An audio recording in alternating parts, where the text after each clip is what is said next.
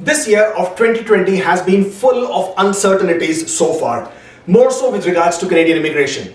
But this video, I want to talk to you about Canadian immigration, the remainder of 2020, and what seems to be in store for us. Stay tuned for more.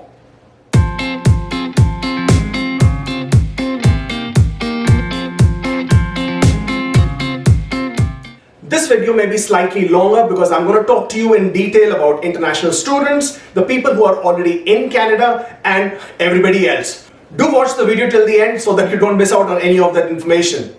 Hi, I'm Kubeir. Welcome to my channel. So the subject for today's video, Canadian immigration and the year 2020. Well, so far it's been looking very scary. We do not know what's happening. There is so much of fear. There is so much of uncertainty across the world. And Canada, of course, hasn't been left out.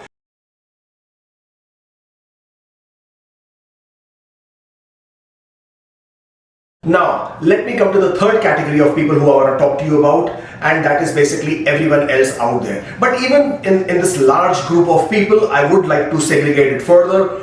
Basically, people who have already applied for their permanent residency, people who have received approvals for their permanent residency, and people who are preparing or are in the process of applying for their permanent residencies. So, first of all, people who have already applied for their permanent residencies, your applications are in process and you're very anxious as to if IRCC is working, if the visa offices are working, if your applications are being processed. It has already been confirmed that IRCC continues to work. A lot of provisions have been made for visa officers, for immigration officers to not work from offices but from their own homes. They obviously cannot perform every single duty that they would have performed in a normal circumstance from their offices, but yes, they are effectively continuing to work and continuing to process your applications.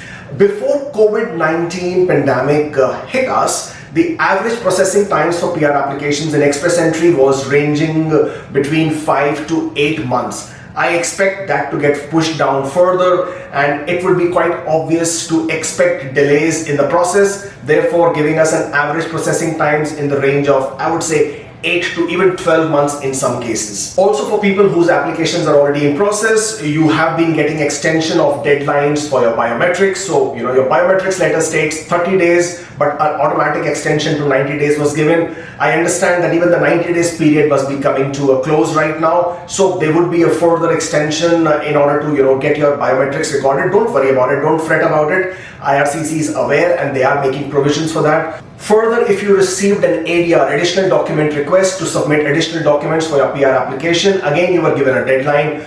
Don't worry about the deadline. Again, if you are unable to provide certain documentation within this specified period, you will be given an extension. The IRCC website already states very clearly that in case you are not able to provide these documentation in time, your application will not be refused because of this reason. But do provide explanation to CIC as to what you are doing and why you are unable to provide these documentation. Now, talking about people who are in the process of applying for their permanent residencies.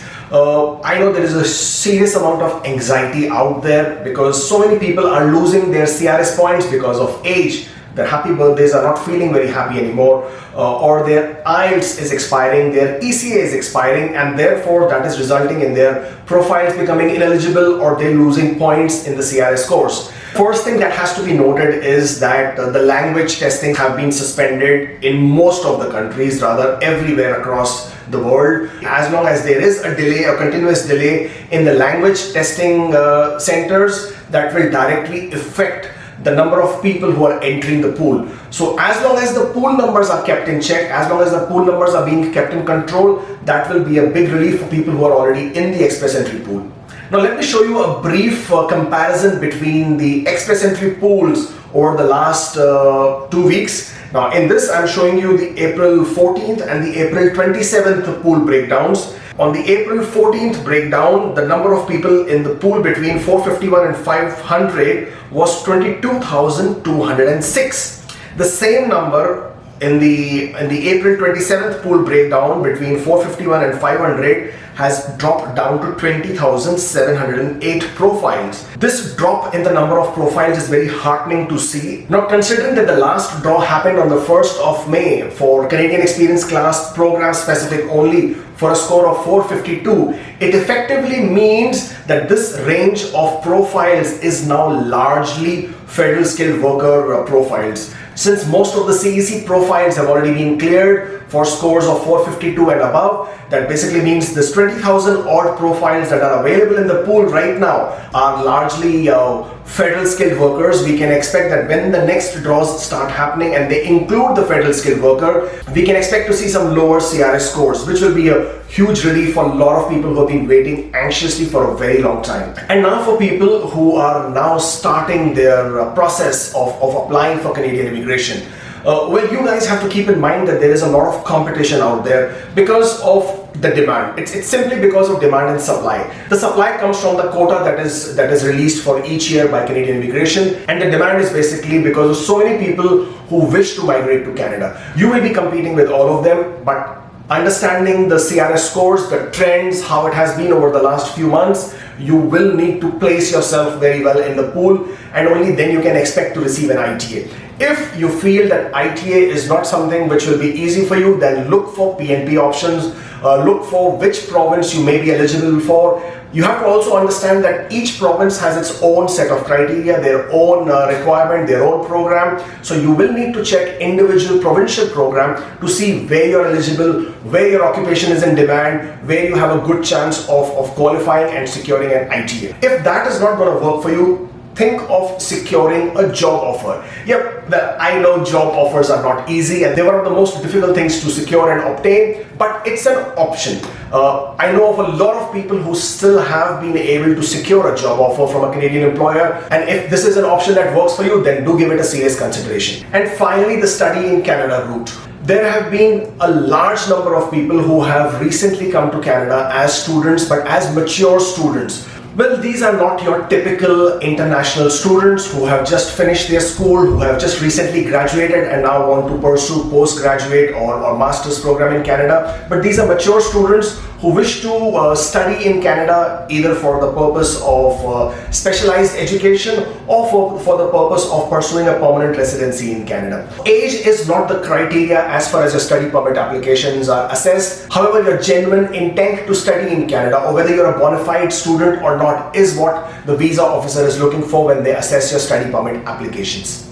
And if you're one of those people who is now starting their journey towards Canadian immigration, then do subscribe to this channel, because you will find a lot of videos which will be an important resource for you. Now coming to the category of people whose applications have already been approved, who already have an approved COPR, who already have a passport request, and who are not confused as to what to do. Well, as per the exemptions that were announced, if your visa, if your COPR was issued on or before the 18th of March, then you can obviously travel to Canada at any point of time and you can land and activate your permanent resident status. And for those of you who already have a COPR, who had a PR visa, but either it's expiring or it has expired, then I would like you to watch this video in which I spoke about in detail as to what you can do to extend your COPR visa. So now let's talk about all of you who are preparing to come to Canada. You have your PR visas, you have a COPR, and you're just waiting for the borders to open so that you can come to Canada. How does it look like for you guys in this year of 2020 or going forward from now on? Well, to start with, it's no secret the amount of job losses that have already happened. And most of the industries that have been affected are leisure industries, hotel industries, food and beverage, restaurants, catering businesses, event sector, travel industry. All these would otherwise contribute to a huge portion of the job market. So if you are coming to Canada and we're going to rely entirely upon finding a job very quickly, the coming future could be very challenging at this moment of time, because you will not only have competition within your own sector, but you will also have competition from people who are not from your industry but are now willing to change sectors, willing to change jobs because of dearth in their particular industry. So expect a lot of competition, expect a lot of challenges for jobs to come by easily, and don't forget, whether we like it or not, whether we want to address it or not, but Canadian work experience, Canadian or other previous Canadian experience, previous Canadian education still poses to be a bit of hurdle.